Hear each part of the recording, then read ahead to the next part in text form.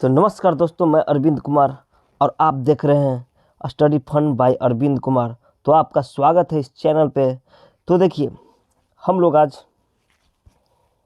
हिंदी के कक्षा 10th हिंदी गद्य खंड पहला है पार्ट 1 श्रम विभाजन और जाति प्रथा, जिसे किन्होंने लिखा था? इनको लिखे हैं भीमराव अंबेडकर जी ने। तो इसका हम लोग वस्तुनिष्ठ प्रश्न को, ऑब्जेक्टिव को क्लियर करेंगे। तो चलिए आगे बढ़ते हैं।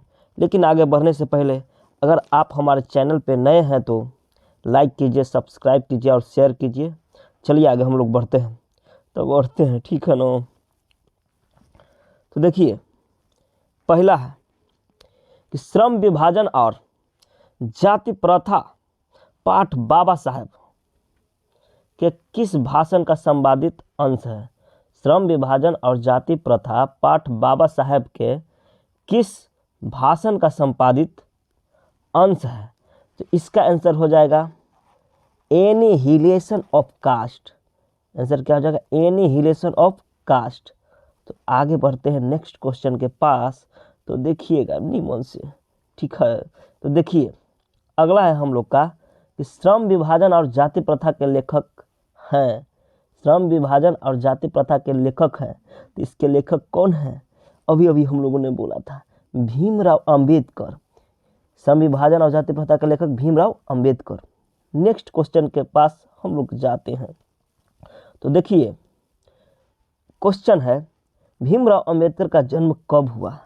तो भीमराव अंबेडकर का जन्म हुआ था 14 अप्रैल 1891 में।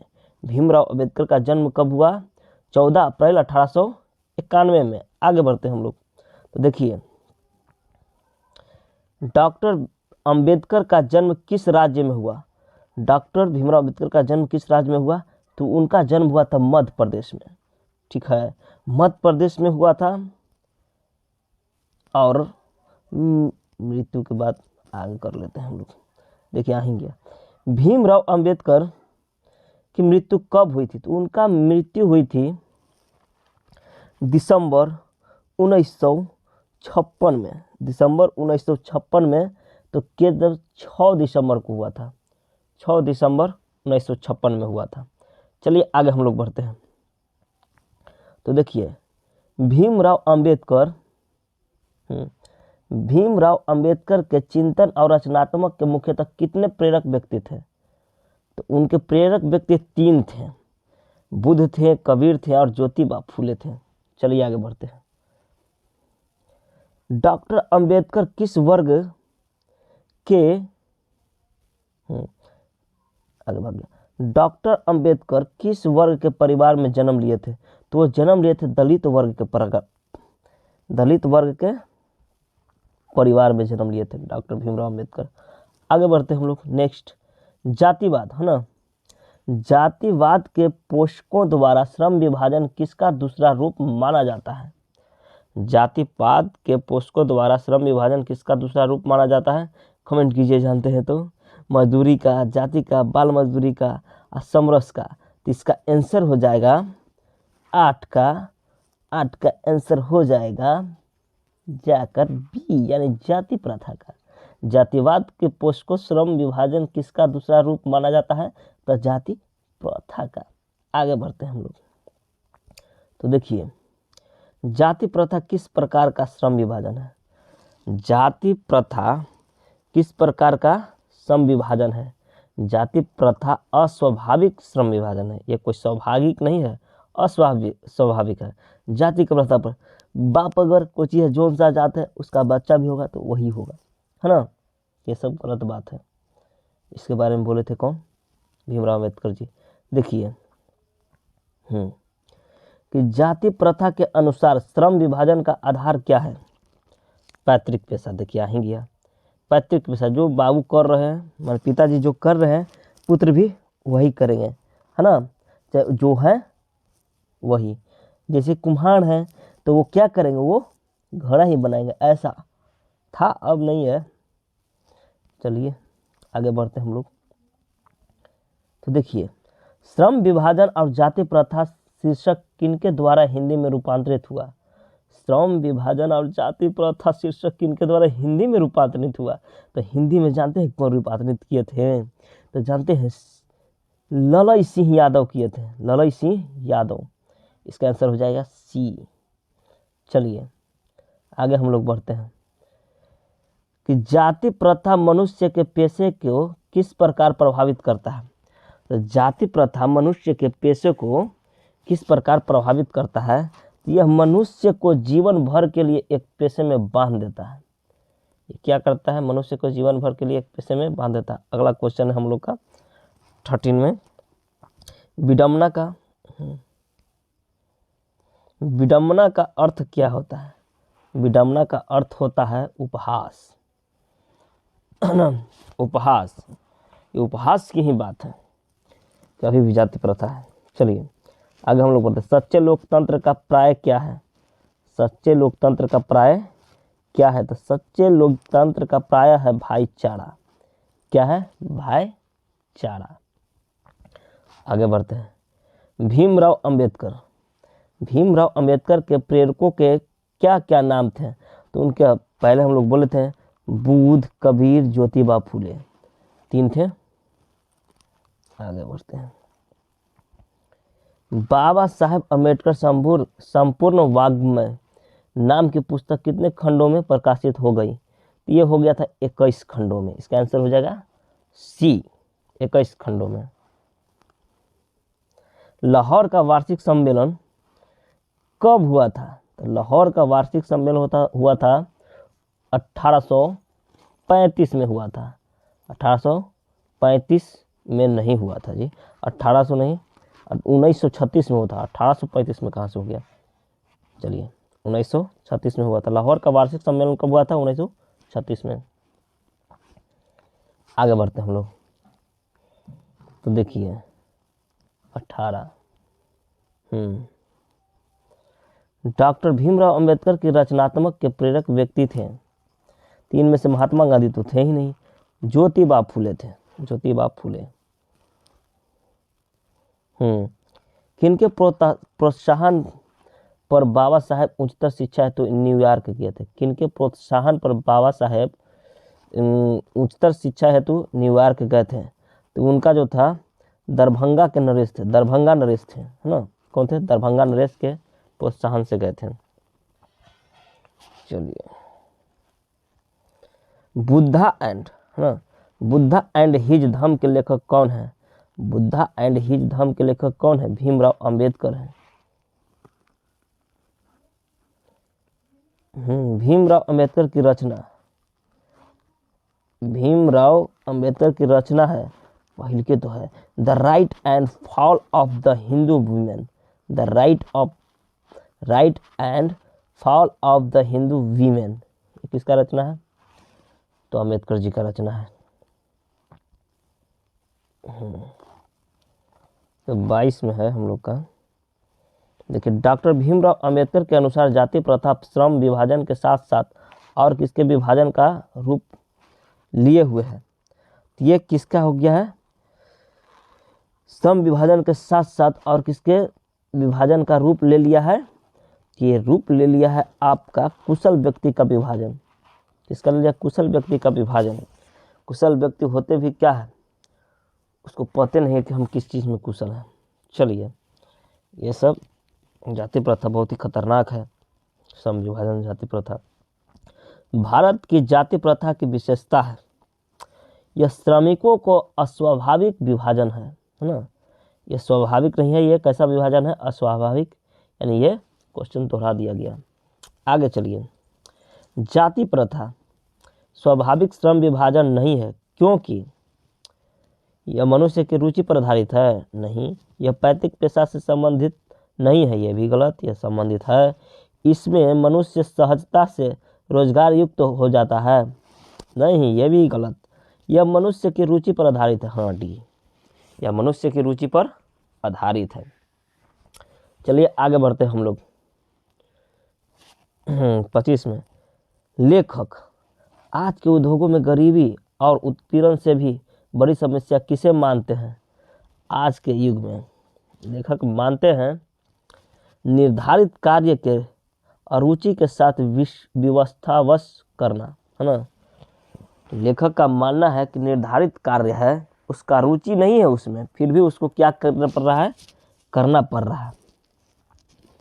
चलिए 25 में 26 का है, कौन सी व्यवस्था मनुष्य के प्रशिक्षण अथवा इसकी निजी क्षमता का विचार किए बिना ही उसका पेशा निर्धारित कर देती है ना। कौन सी व्यवस्था, तो यह क्या है, जाति व्यवस्था। 26 का क्या हो जाएगा, 26 का ए हो जाएगा, जाति व्यवस्था। चलिए आगे बढ़ते हैं, नेक्स्ट क्वेश्चन। आधुनिक मनु कहा गया है, आधुनिक मनु किसे कहा गया है, डॉक्टर भीमराव अंबेडकर जी को आधुनिक मनु कहा गया है। चलिए आगे बढ़ते हैं हम लोग। तो देखिए, संचारित का शब्दार्थ है, संचारित का मतलब ही होता है स्वचालित, है ना। संचार व्यवस्था यानी कि स्वचालित, जैसे हम लोग का हो गया क्या, जैसे दूरदर्शन देख रहे हैं, जैसे में हो गया क्या, संचार कर रहे हैं, यहाँ से बोल रहे हैं, सीधे जाके आवाज़ चल जा रहा है मोबाइल के द्वारा। चलिए उससे आगे हम लोग बढ़ते हैं। संचालित का मतलब क्या होता है, स्वचालित होता है ना। देखिए, लेखक की दृष्टि में विडंबना की बात क्या है, लेखक के दृष्टि में विडंबना की बात जातिवाद के पोषकों की कमी नहीं है ना। विडंबना की ही बात है कि आज भी क्या है, जातिवाद के पोषकों की कमी नहीं है। चलिए ये हो जाएगा इसका आंसर। 30 का हो जाएगा, लेखक की दृष्टि में आदर्श समाज कैसा होना चाहिए, तो लेखक की दृष्टि में आदर्श समाज यानी 30 का ए हो जाएगा, जिसमें स्वतंत्रता, समता और भातृत्व का भाव हो। भातृत्व मतलब होता है भाईचारा। चलिए आगे बढ़ते हैं हम लोग 31 में, है ना। लेखक बेरोजगारी का प्रमुख और प्रत्यक्ष कारण किसे मानते हैं, है ना। लेखक बेरोजगारी का प्रमुख और प्रत्यक्ष कारण किसे मानते हैं, तो जाति प्रथा को ही मानते हैं। चलिए आगे बढ़ते हैं। डॉक्टर भीमराव अंबेडकर का जन्म कहाँ हुआ, तो डॉक्टर भीमराव अंबेडकर का जन्म हुआ था मध्य प्रदेश में, तो इसका आंसर हो जाएगा ए, महू मध्य प्रदेश। इसका आंसर क्या हो जाएगा, महू मध्य प्रदेश। आगे बढ़ते हैं। चलिए 33 डॉक्टर अंबेडकर ने किस पत्रिका का संपादन किया था, डॉक्टर अंबेडकर ने किस पत्रिका का संपादन किया था, तो बहिष्कृत भारत। किस पत्रिका का किया था संपादन, बहिष्कृत भारत का। आगे बढ़ते हैं हम लोग। चलिए 34 में है, भारतीय संविधान के निर्माता के रूप में हम किन्हें जानते हैं, तो जानते हैं किनको, भीमराव अंबेडकर जी को। चलिए आगे बढ़ते हैं हम लोग। डॉक्टर अंबेडकर का वांग्य हिंदी के कितने खंडों में प्रकाशित हो चुकी है, वांग्य हिंदी के कितने खंडों में प्रकाशित हो चुकी है, तो इसका आंसर हो जाएगा आपका 35 का, इसमें तो है नहीं दोनों में से कोई, हाँ 21, इससे पहले भी ये दोहरा चुकी है। देखिए, आधुनिक सभ्य समाज कार्य कुशलता के लिए किसे आवश्यक मानता है, आधुनिक सभ्य समाज कार्य कुशलता के लिए किसे आवश्यक मानता है, तो श्रम विभाजन को, है ना। 37 करते हैं। डॉक्टर भीमराव अंबेडकर के पिता का क्या नाम था, डॉक्टर भीमराव अंबेडकर का पिता का नाम था रामजी सकपाल, रामजी सकपाल। आगे बढ़ते हैं हम लोग। डॉक्टर भीमराव अंबेडकर के माता का क्या नाम था, तो इनके माता का नाम था, डॉक्टर भीमराव अंबेडकर का माता का नाम था भीम, उनके माता से ही लिया गया, तो भीमाबाई। उनका माता का नाम क्या था, भीमाबाई। 38 का हो जाएगा, 38 का डी हो जाएगा। चलिए, डॉक्टर अंबेडकर ने पीएचडी की उपाधि कब प्राप्त की, तो वो पीएचडी का उपाधि किए थे 1916 में। चलिए आगे बढ़ते हैं। The caste in India where mechanism किनकी रचना है, the caste is India where mechanism किनकी रचना है, तो भीमराव अंबेडकर जी का रचना है। चलिए आगे हम लोग बढ़ते हैं। मूक नायक क्या है, मूक नायक क्या है, तो मूकनायक पत्रिका है। मूकनायक क्या है? अखबार नहीं है, वो पत्रिका है। ठीक। जाति प्रथा भारत में क्यों एक प्रमुख कारण बन रही है? बेरोजगारी के कारण, है ना। एक कारण है बेरोजगारी का। चलिए 33 हो गया। उसके बाद हम लोग आगे बढ़ते हैं। बाबा साहेब भीमराव अम्बेडकर, है ना। बाबा साहेब भीमराव अम्बेडकर का विख्यात भाषण इनमें से कौन सा है? बाबा साहेब भीमराव अम्बेडकर का विख्यात भाषण इनमें से कौन सा है? तो एनिहिलेशन ऑफ कास्ट इनका विख्यात, इसी से तो दिया गया है। श्रम विभाजन, है ना, और जाति प्रथा। भीमराव अम्बेडकर निम्न में से किसकी रचना है? भीमराव अम्बेडकर ने निम्न में से किसकी रचना की? अच्छा, उल्टा ही बोल रहे थे, जाति प्रथा और श्रम विभाजन की। श्रम विभाजन और जाति प्रथा गत की कौन सी विधा है? निबंध, है ना। इसका क्या हो जाएगा आपका? हो जाएगा निबंध। श्रम विभाजन और जाति प्रथा गत की कौन सी विद्या है? निबंध। निबंध है ये। चलिए सभ्य, है ना, सभ्य समाज श्रम विभाजन के लिए किसको आवश्यक मानता है? कितना बराबर जी? 47। कार्य कुशलता। भारतीय संविधान के निर्माण में महत्वपूर्ण भूमिका किसकी है? तो भीमराव अम्बेडकर की। भारतीय संविधान में निर्माण में मुख्य भूमिका किनकी है? तो भीमराव अम्बेडकर जी की। अगर आपको अच्छा लगा हो तो लाइक कीजिए, कमेंट कीजिए, सब्सक्राइब कीजिए और शेयर करना ना भूलिए। तो आगे हम लोग नेक्स्ट चैप्टर में श्रम विभाजन के बाद दूसरा चैप्टर में हम लोग आएंगे। तो चलिए, तब तक के लिए धन्यवाद।